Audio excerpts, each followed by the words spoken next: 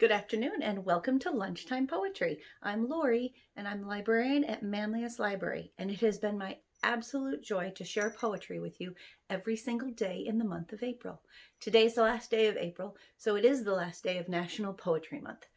It's also Poem in Your Pocket Day, so I thought that I would share with you the poem I carry in my pocket and then a couple of other poems from the same book. And the book that my poem in my pocket comes from is House of Leaves by Mark Danielewski. And the one I carry in my pocket, I have right here. And it is called You Shall Be My Roots. And it's from, as I said, House of Leaves by Mark Danielewski, Appendix Zampano F, Poems, page 557. It's called You Shall Be My Roots. You shall be my roots, and I will be your shade. Though the sun burns my leaves, you shall quench my thirst, and I will feed you fruit, though time takes my seed. And when I'm lost and can tell nothing of this earth, you will give me hope, and my voice you will always hear, and my hand you will always have, for I will shelter you, and I will comfort you, and even when we are nothing left, not even in death, I will remember you. And that's a very special poem to me, and I carry that in my pocket, or in my pocketbook. And now I'm going to read a couple of others from the same book, House of Leaves. And the first one is called That Place.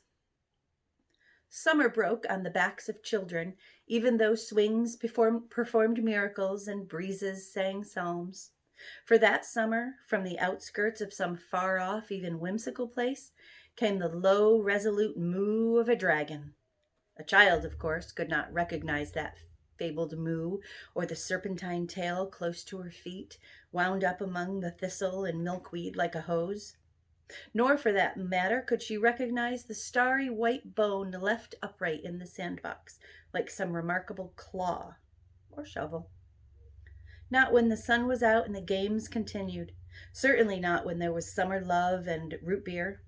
But at dusk, when the fog crept in, thick and sweating, suggesting some kind of burning far off, down over there, where someone once saw two eyes, pale as October moons, blink, a child could know the meaning of fall.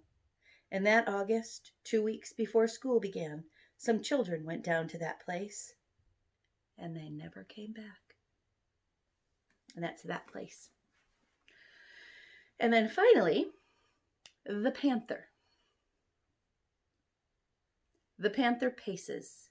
Waiting reminds him that clarity is painful, but his pain is unreadable, obscure, chiaroscuro to the human senses. In time they will misread his gait, his moon-mad eyes, the almost gentle way his tail caresses the bars.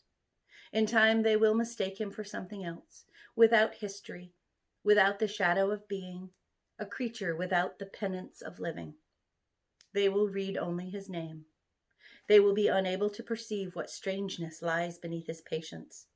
Patience is the darkest side of power. He is dark. He is black.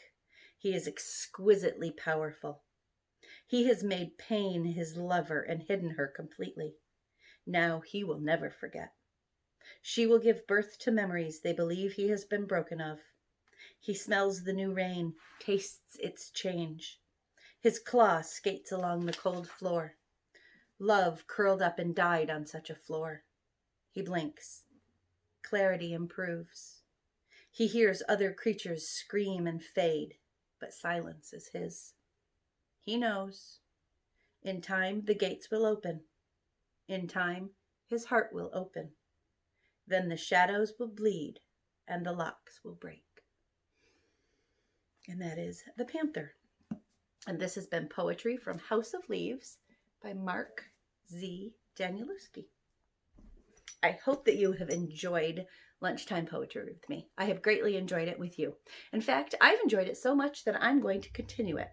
Not every day, but every Friday. So every Friday at noon here on the Manlius Library YouTube channel, you can find me reading some poetry for you. There'll be some special stuff, some more of my favorites, and perhaps some suggestions from you. If you have any suggestions, feel free to email them to me at lfinger at manliestlibrary.org. I hope that you've enjoyed this. Happy Poetry Month, and send me your poem in your pocket. You can email it to me there, and maybe I'll share some of those. I'll see you tomorrow. Tomorrow's Friday. I'll see you tomorrow at noon. Have a great day, and happy Poetry Month.